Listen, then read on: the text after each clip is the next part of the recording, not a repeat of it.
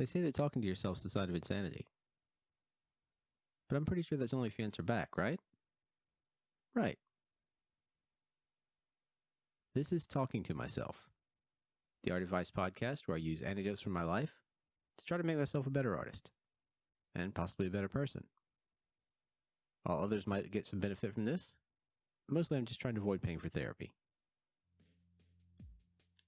On today's podcast, I thought I would talk about perseverance and the struggle, the eternal struggle.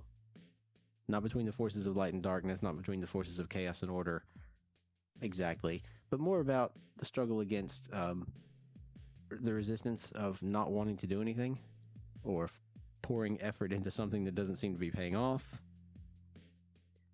or for the impatience you have with things that don't seem to be happening quickly enough. I deal with this every single day, and I have a feeling no matter how successful I ever become, I will deal with this every single day. So for anecdotes, just a little thing. It's been very rainy here lately, and I was at a train station today in the rain, climbing some steps to get to the platform, and there was a bird hopping along the stairs with me. Pretty damp, soaked bird. I'm not sure if he was too wet to fly or what, but he was hopping up the stairs. He was like taking the stairs to the top like a person.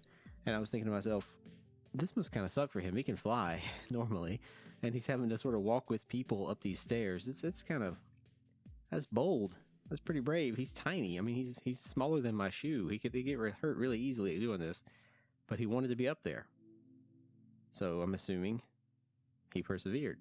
Now, it's not exactly fair to use that as an inspirational example. Obviously, wild animals have a lot more to lose. There's a lot more at stake for their behaviors.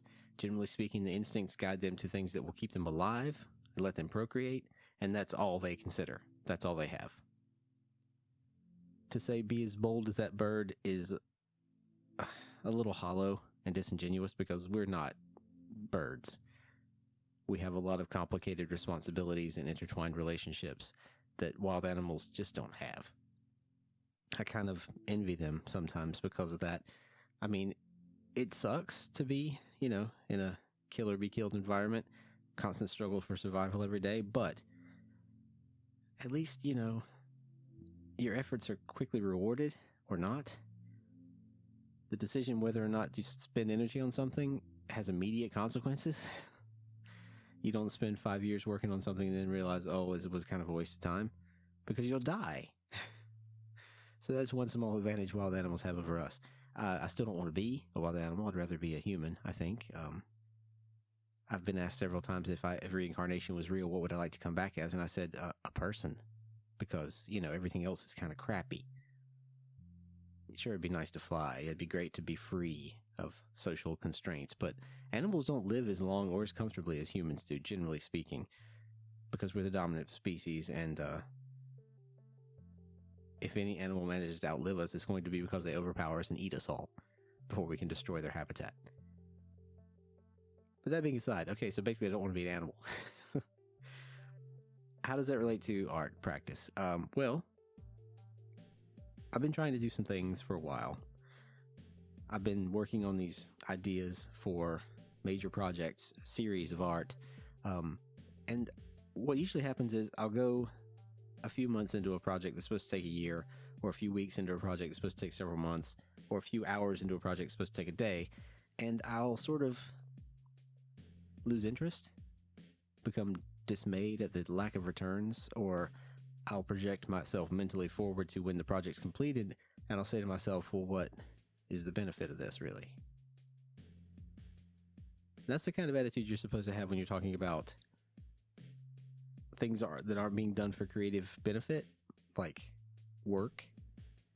Like if you're building a house, and you want to consider what kind of windows to put in, you think about what they're going to do in the summer, what they're going to do in the winter, what's the benefit of these windows. When you're doing a painting, you're not supposed to consider, how will this painting affect my life? Will I be able to sell this painting? Will this painting make me famous? Will this painting make me infamous? Will this painting make me look like a complete hack who can't paint?